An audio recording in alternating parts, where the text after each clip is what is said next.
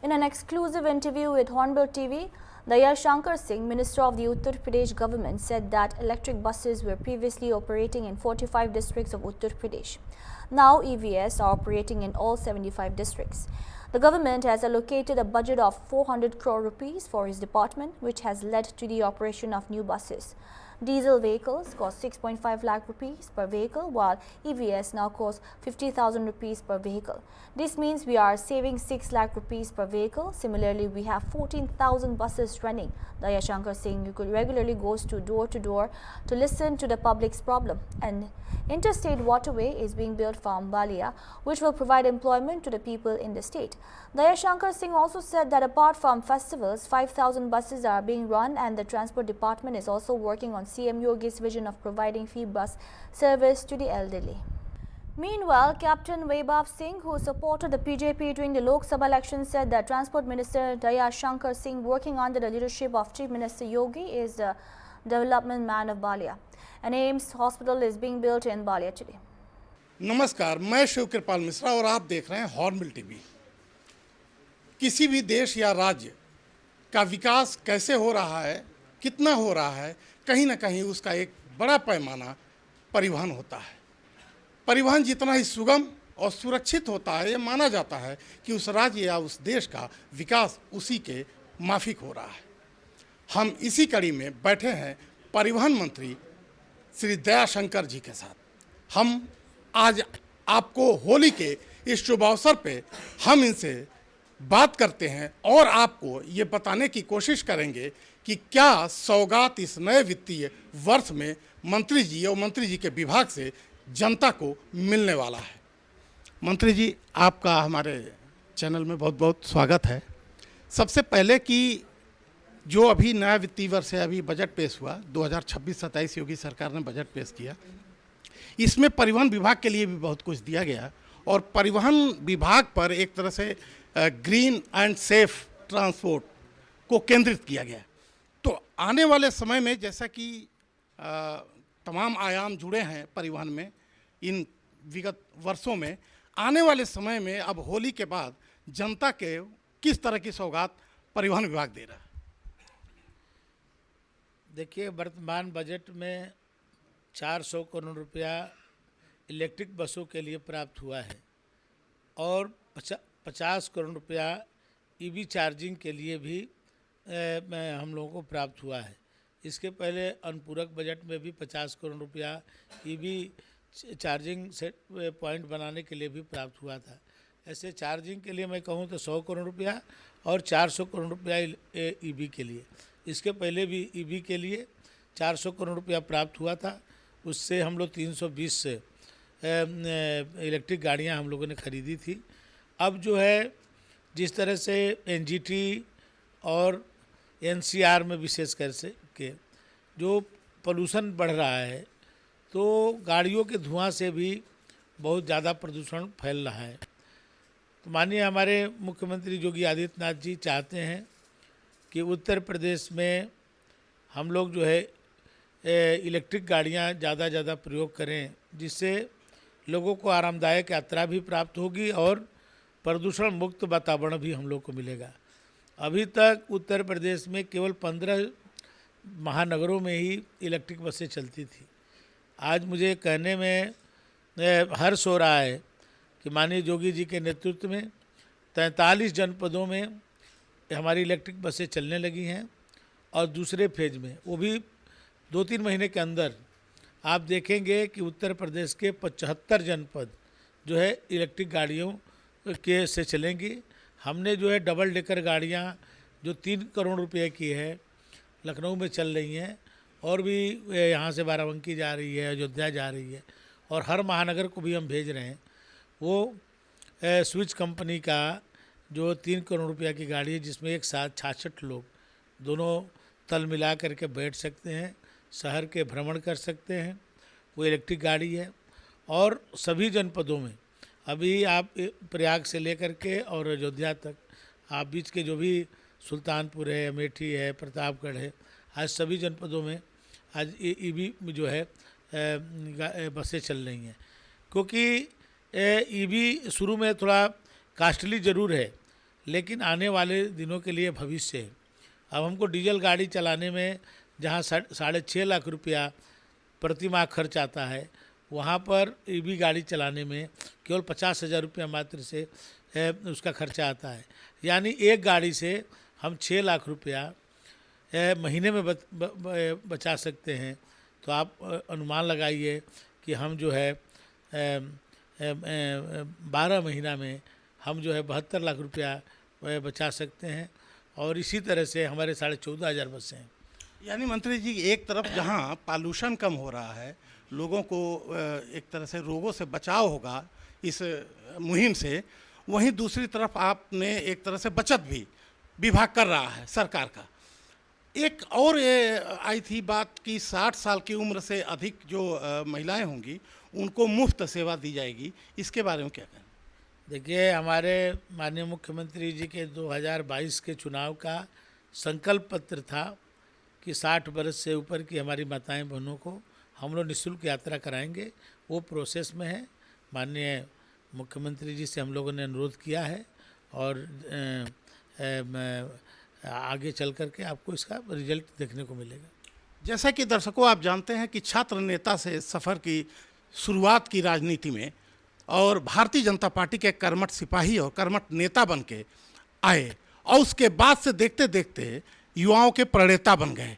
आज की तारीख में अगर देखा जाए तो सबसे ज़्यादा युवा अगर आकर्षित है तो आपसे होता है। ऐसा क्या, ऐसा क्यों?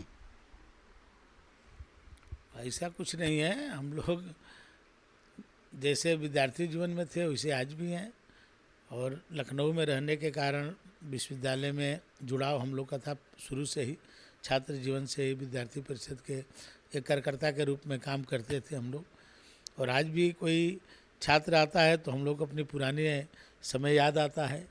तो इसलिए उन लोगों से नज़दीकियाँ भी रहती है। आज भी विश्वविद्यालय से, कॉलेज से जो भी बच्चे आते हैं वो उन लोगों से, क्योंकि हम लोग उसी के उपज हैं, विद्यार्थी राजनीति से ही हम लोग यहाँ तक आए हैं।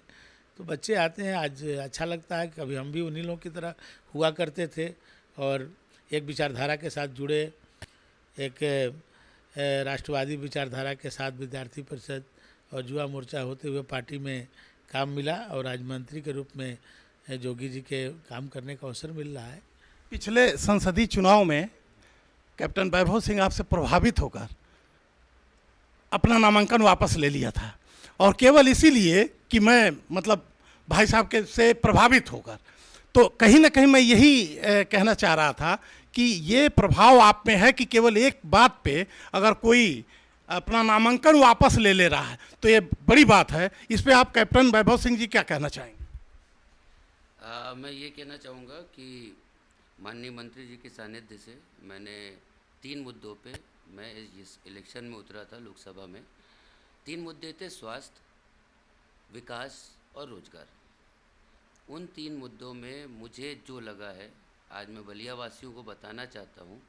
स्वास्थ्य के लिए एम्स जो लखनऊ में नहीं है, माननीय मंत्री जी लेके आए।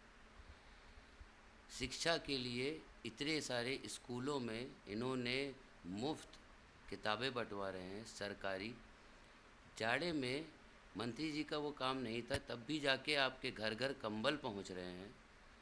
उसके बाद विकास की बात करें तो कटहल नाला, जहां बदबू से बहेड़ी के लोग मर रहे थे, वहां पे जूहू बन रहा है, चौपाटी। आप समझ सकते हैं विकास क्या होता है। बहेड़ी के लोग ही वहाँ पे रोज़गार पा रहे हैं। और मैं बहेड़ी के लोगों से, वहाँ के प्रधान जी से, जिन्होंने मुझे ये समस्या बताई थी, मैंने माननीय मंत्री जी को बताया। तो ये समझ लीजिए कि माननीय मंत्री जी ने उसका निवारण कर दिया है। अब बदबू भी नहीं आएगी।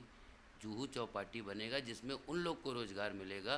तो कृपया करके मंत्री जी के लिए जो वो कर सकते हैं वो करें। उसके बाद तीसरा मुद्दा था रोज़गार। मंत्री जी इनलैंड वाटरवेज, अंतर्राज्यीय इस समय नदियों पे काम हो रहा है। मैं भी एक कप्तान हूँ, मुझे ही मालूम है जहाज़ कैसे चलता है, क्या चलता है। एक जहाज़ चलने पे 50 युवाओं को रोज़गार मिलेगा। वो माननीय मंत्री जी करवाने के पूरे हर चीज़ प्लान ले डाउन है, जल्दी से जल्दी शुरू होने वाला है। तो ये रोज़गार के लिए मंत्री जी ने किया है। आज मैं बोलना चाहता हूँ आपके माध्यम से, मंत्री जी हैं, इनके सानिध्य से इन्होंने जो काम करके दिखाया है, अगर मैं बोलना चाहूँ कि बलिया ने इतने मंत्री नेता दिए हैं, जिसने बलिया को एक बच्चे की तरह सजो के रखा है, वो माननीय मंत्री जी हैं। और एक तरह से इनको बलिया का विकास पुरुष की उपाधि मैं आज देना चाहता हूँ, क्योंकि मैंने इतना विकास अपने बचपन से लेके आज तक बलिया में नहीं देखा। बचपन से भी मैं खेलने जाता था, ये सोचता था कि धूल मिट्टी से कब वापस निकले, हर बार बीमार पड़ जाता था। इस समय ये समझ लीजिए परिस्थिति ये है कि सारी जगह पे मंत्री जी खुद निरीक्षण करते हैं, इनकी ज़रूरत नहीं है जाने की, इनके लोग भी जा सकते हैं। तो बच्चे को पालना कैसे होता है वो बलिया वाले इनसे सीखें। निश्चित रूप से मंत्री जी को आज एक विकास पुरुष के रूप में पहली बार मैं सुना हूँ और मुझे बहुत अच्छा लगा। वाकई बलिया में अगर इतने डेवलपमेंट हुए हैं तो आने वाले समय में बलिया विकास की इबारत जरूर लिखेगा। लेकिन इसके साथ साथ मैं मंत्री जी से चाहूँगा कि एक बार, चूँकि रमज़ान माह भी चल रहा है और हमारी होली भी है, तो ऐसे में जनता से कुछ अपील करना चाहेंगे। देखिए, एक साथ दोनों त्यौहार हैं और होली रंगों का त्यौहार है, हर्षोल्लास का त्यौहार है। इसमें आदमी अपने को संयमित रखते हुए अपने इस उत्सव को मनाए और दुर्घटनाएं न हो इसका ख्याल रखे। हेलमेट पहन के घर से निकले, अब सीट बेल्ट लगाए, जो है ओवर लोड गाड़ियां न चलें, हाई स्पीड में न चलें, सुरक्षित चलें। इसके लिए हम लोगों ने 5000 अतिरिक्त बसें भी चलाई है कि लोगों को आवागमन में कोई दिक्कत ना हो और सभी त्यौहार अपने खुशियों के साथ मनाएं। और मैं सबको होली की बधाई देता हूँ। हमसे ये बोलना चाहता हूँ, बलिया में जिस तरह से विकास देखा है, आज महिलाएं, पुरुष, युवा सब इस समय खुश हैं। तो मैं ये कहना चाहता हूँ कि आप वो भारत मत बने जो एक प्याज के लिए अटल जी जैसे बड़े नेताओं को खो चुका है। तो आज बलिया वासियों से, बागी बलिया है, उनसे हाथ जोड़ के मैं निवेदन करना चाहता हूँ कि इस विकास पुरुष को अब हर घर ना घुमाइएगा। आप घूमिए उनके वोट के लिए, आप बनिए उनका आधार, आप लाइए, क्योंकि ये जो आपके लिए कर रहे हैं, पैर में चोट है 2 महीने से। इन्होंने अभी तक, देखिए कैमरा दिखाइए, अभी तक देखिए, तब भी ये दौड़ रहे 3-3 बजे रात तक। ये यहाँ पे आपके लिए जग रहे हैं, बलिया वासियों आपके लिए जग रहे हैं, अपने लिए नहीं। अपने लिए इनको कुछ नहीं करना है, करना होता तो ये मंत्री नहीं बनते। आपको बनाने के लिए बने हैं, आपको दिखाया है इन्होंने। मैं बोलना चाहता हूँ आपके माध्यम से कि बलिया वालों के बागीपन को आप जगाइए और बोलिए कि अगर ये विकास पुरुष जब बलिया धरती पे हर बार जितनी बार आए, फूल माला से स्वागत करिए, क्योंकि पहली बार इस बलिया के इतिहास में आपको ऐसा मंत्री मिला है जो आपको बच्चों की तरह रख रहा है, आपके लिए खड़ा है, आपके लिए दिन भर मीटिंग कर रहा है। मैं मंत्री जी के साथ बहुत बार इन्होंने बिठाला है मुझे, मैं देखता हूँ इनकी सोच बलिया से शुरू होती है और बलिया पे ही ख़त्म होती है। मंत्री जी की इसी कामना के साथ मैं शिवकृपाल मिश्रा, स्टेट हेड, लखनऊ।